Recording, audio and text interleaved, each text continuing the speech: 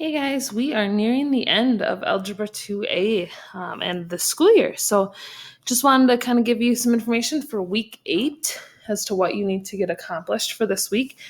We just have to do a little bit with graphs and then we're pretty much done. So when you open this document for this week, you are going to see the plan for Monday and it says go to this Desmos. So if you click on that, it's going to take you to a Desmos and the code is going to be right there.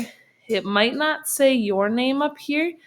So it might ask you to type it in. I'm signed in with Google, and you can do that too. When I click join, and then it's going to ask me my name, and I can say, yep, that's me. And then it says, we're going to be looking at the graph of a square root. Be on the lookout for lots of patterns.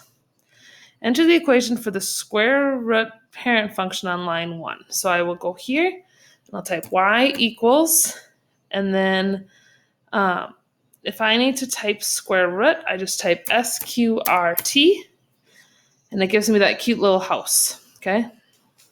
Then I put an X in there, and then it says change the color by clicking to the left. So if I click and hold this, whoops, I can make it black, okay? So now that slide is all done. Then I click next, and then it says add the following. And so I type again, and I type it just as I see it, SQRT, and that gives me my square root, X minus 2. Then it says change it to blue. So when I click on the, I turned it off on accident. When I click and hold, I can change it to blue. And now I can see that. Okay, so I can see that I have a black original graph and a new blue graph. Then I click next, and then it asks me how it moved. And I'm going to say it moved from black to blue. It moved right to. And yes, that rhymes, and yes, I feel like a baller. Then I click submit, okay? And then once I submit it, and it's kind of locked in, then I can click next. In case you're gonna work through that today, that's the plan for Monday. It says, remember to sign with your name to save your progress, work through questions, look for patterns. Patterns are a big deal in this kind of thing, because we're gonna be looking at a bunch of different pieces of information. Then you have a delta math, and in that delta math, you have a bunch of different graphs that you're going to be moving, a bunch of square root graphs that you are going to be responsible for moving, but it's going to look a little different. So let me see if my delta math will open, and we can take a look at that together. So if I go to radicals number 4, right there, nope. There's 2 radicals number 4. I'll have to change it to be radicals number 5.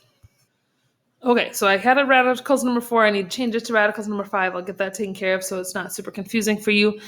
But then it says x minus 3, and I know x lies, so I'm going to slide that to the right 3. If I get in trouble, I can always click start over, and then I submit my answer, and it's going to tell me I'm a rock star. And then it just says 1 of 1, and if I click next problem, it's going to put me to the next section. And so I click back, and then I go down. So watch for this to be actually called radicals number 5.